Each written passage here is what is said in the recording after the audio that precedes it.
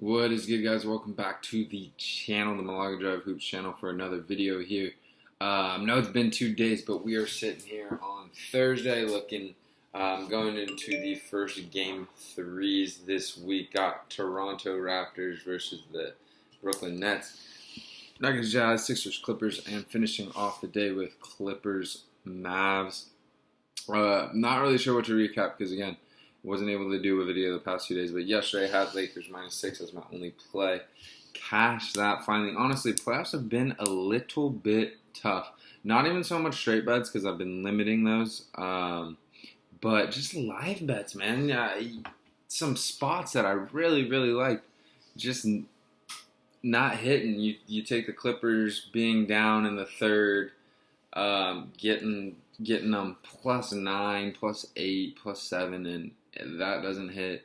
Bucks losing game one, when they go down. But it will turn, and that's why we're here to talk through all this, because there's 4 games. We've seen 2 games now, and there's a couple spots where I feel lines aren't moving enough, even in spots that I'm not even playing that you might want to know. So let's honestly just jump into it. First game of the day, which I will honestly not spend a lot of time on. We're trying to get in and get out, and that is the Raptors versus the Nets. Total is at 219, or I believe, let me be 100% sure, 219, 218. Total sitting at 219, Raps 11-point favorites. I'll tell you right away, I'm just going to stay away. Probably would have been on the Nets if Joe Harris was here. This is a team, even though in game one you saw them get blown out. This is a team that plays just super, super hard, plays for each other. And that just brings the floor up no matter where your talent level is. If you're going to play super, super hard for yourselves, for each other, and your coach, it just raises the floor, like I said. So I like them getting 11. Now with Joe Harris, he's actually a key part of their offense. Still have guys that can score, obviously. You have Karras, and Timothy Luwawu-Cabarrot shooting the ball really well. Tyler Johnson shooting the ball really well. But Raptors, again, in my opinion, right now playing the best defense in the bubble. So now with Joe Harris out, that's just even more attention that they're going to be able to show Karras. Karras hasn't shot the ball well. He's distributed really well, which is to be expected, as the Raptors, are known for taking away the number one guy and number 2 guy. So 11's just a lot. We saw the Nets, even in game one, right, when I was on +10, down 33 in the second half, or in the first half, and then cut it down to 7. Ended up not even covering 10, but the team just dogs and fights, and the Raptors are better, especially with Joe Harris out, but I can't lay 11. There's just no way. And that's all I gotta say. If there's a lean, it's probably Raptors first half -5, -6, but that type of bet has burned me many times before too, so be careful. All right, and then moving on to the Nuggets Jazz. This is the game where I think there's, I guess, the books are just honestly the most wrong about. And I'm going to take a look at the total, which is at 219. And this is where obviously something where I got to get better. Where I was determining before the series, the total in the first game was 215, and I don't know if you guys remember, but I said I loved it. I was looking for a live over opportunity. Eventually did that, and boom, it went on to cash easily, and it went in overtime, but wouldn't have needed it. Second game flew over 215, and so they've adjusted. It's the total's up to 218, but I still don't think it's enough. And I'm sorry, I hope that's not that loud, but it is what it is. The Nuggets in the bubble are dead last in defense, right? And I think still this total is where it's at based on the name brand of these two teams and the styles that these two have played in the past.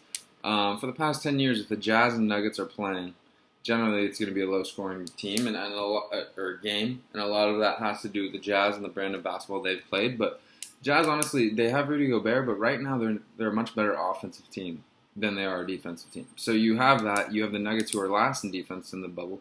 And neither teams play a super fast pace, and I think that's what scared me, right? You see 215.5, and I'm like, wow, defenses are both, I think, worse than people think, but it's the playoffs now. Neither team plays at a very fast pace, so that's why I was a little bit scared. But I've watched 2 games now. The defense is not there. The Jazz are getting Conley, and I think a lot of times, and again, it's a balance. A lot of times we can put a little bit too much weight on external things, noise outside of what's happening on the court, betting numbers, betting percentages. And generally, I like to find the only thing that scares me is generally I like to zig and zag, right? You if you're betting just based on what happened last game, you're never going to be successful. You can't just say, oh, this. But there are spots where you ride hot trends, right? And I think this is one where the books they're a little behind on it. Like, we've seen it, and I'm aware, right? We've seen plenty of games where after a really high-scoring game, they come back, and it's just not that high-scoring. But we're not looking at a total in the 240s and the 230s. We're looking at a total right now that's sitting at 218.5 with one really bad defense and another below-average defense. So I'm taking officially, I didn't even say, I have Jazz team total over 108.5. Just seems a little bit short to me, and then the full game over 218.5, 219. I like the Jazz or Nuggets team total too, but I mean the Jazz have nobody really that can guard Jokic. Rudy Gobert's defensive player of the year, but Jokic is just different, Like Rudy can't just really stand in the paint like he can with a lot of centers because Jokic will just shoot that mid-range jumper, and so it opens things up. And Conley comes back, right? So you have those games that flew over, and that was even without the Jazz second best offensive player. And someone who definitely will make a difference. Again, that Conley, Mitchell, Ingles, Royce, Gobert lineup has worked wonders. And the Jazz were 14 points better this bubble. Again, small sample size, but 14 points better on the floor when Mike Conley was there. So I'm all over this over. I mean, could it stay under? Sure, but I feel like a lot more would have to happen differently than it should happen for it to go under than for it to stay. It's just not a high total for where the defenses are. I get it. Feels kind of trappy. You're just saying, oh, the last two games have gone way over. Let me hit it again. That's not necessarily the mindset. Damn. The mindset is both these teams are have overrated defenses, and it's more name brand. 219 is just not a lot. It's just not a lot. All right. Boom. Moving on to Sixers Celtics. I think a lot of you know I was super on the Sixers coming in. Just talent level, 4 months off, healthy bodies, hopefully revamped game plans, just fresher minds. That didn't really happen. Simmons got hurt. Things look pretty bleak pretty quick. That being said, I like the Sixers to make this somewhat of a series because of Joel Embiid, and in the past, having seen him eat against the Celtics. I'm gonna close this. I don't know how loud this is, but I'm a beast. I'm gonna make sure. I've just seen Embiid eat the Celtics, and he looks engaged so far, but the Celtics actually have done a really good job of bringing smart double teams, right? It hasn't just been predictable, dump it, Joel's backing down Tice, and then they're bringing a double. They've kudos to Brad Stevens. He's such a good coach. He's bringing doubles at unexpected times from weird spots that Joel can't even see, to the point where Joel's kicking it back out once the double comes, and that guy he's kicking it out to is not even open. Like Marcus Smart is one of the. If you want to watch someone play great defense in the guard position, watch Marcus Smart. It's not just his off-ball ability. I mean, he stunts and fakes help and gets guys to pass out. He comes and he's just a step ahead of everyone defensively. And just watch when Marcus Smart is on the floor. Watch how involved he is in just trying to take Joel out of rhythm. Joel, I can't remember very many times where Joel just got deep, caught it, and went up. Like, it's just the Celtics haven't made it that simple. Anyways, totals at I believe around 216. Celtics 5.5 point favorites. I know a lot of people like the Celtics, and I get it. They're a much better team right now, playing better right now. No Gordon shouldn't hurt him too much, and the Sixers just look really bad on offense, man. I won't harp on it too much because I'm sure you guys have seen it. I'm sure it's been talked about, but Brett Brown, I get it, right? When Embiid has been out and Simmons has played, they play completely different than when Embiid is in and Simmons is out, right? Like, so it's just these two different styles, and then when they're both playing there, so it's just hard to have an identity and continuity on offense, right? Because you watch them, they don't really, unless Brett Brown, they're running the play Brett Brown called out, but if they don't, it's like, okay, post up Embiid uncreatively. Like, there's just no real identity, and I don't blame them because they've had multiple different, Ben Simmons dictates different style of play than Joel Embiid, but you would think now that it's just Joel Embiid, they'd have an identity. And they did go to him a lot more game two. It was just not creative. The ways they got to him were just predictable. The Celtics saw it. They were ready for it.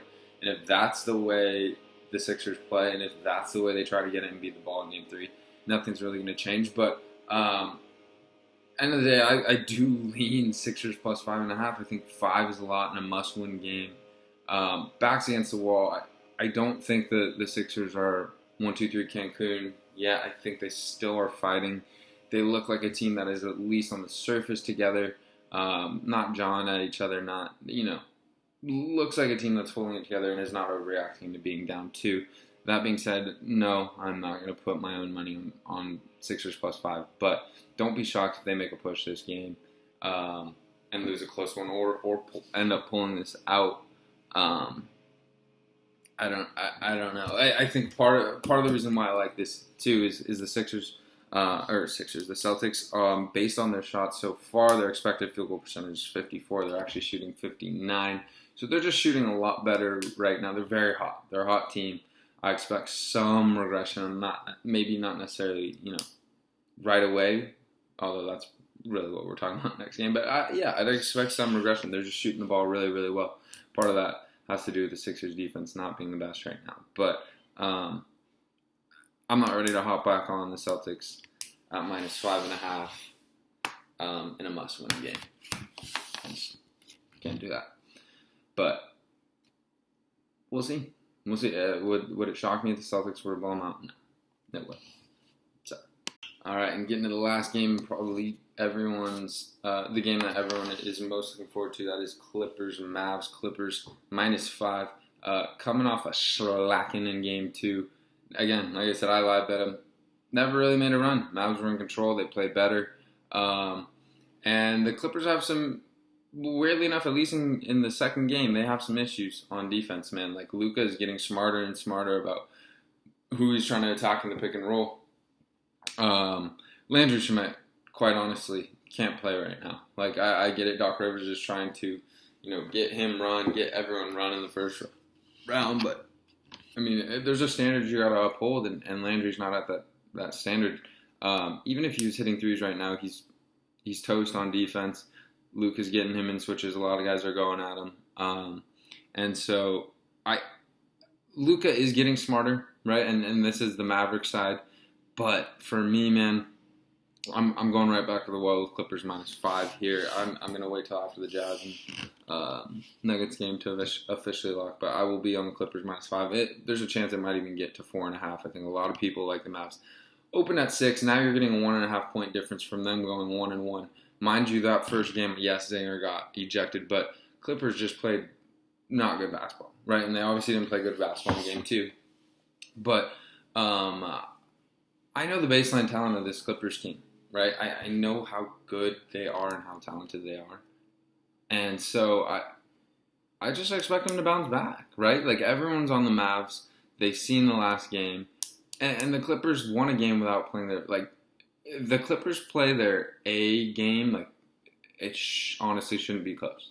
Like, the Mavs can't defend the Clippers, and the Clippers really, maybe they can't defend the Mavs, but they can slow them down, for sure. So, I'm going back to the well, getting a better price. I'm getting a 1 point better price than the game 1.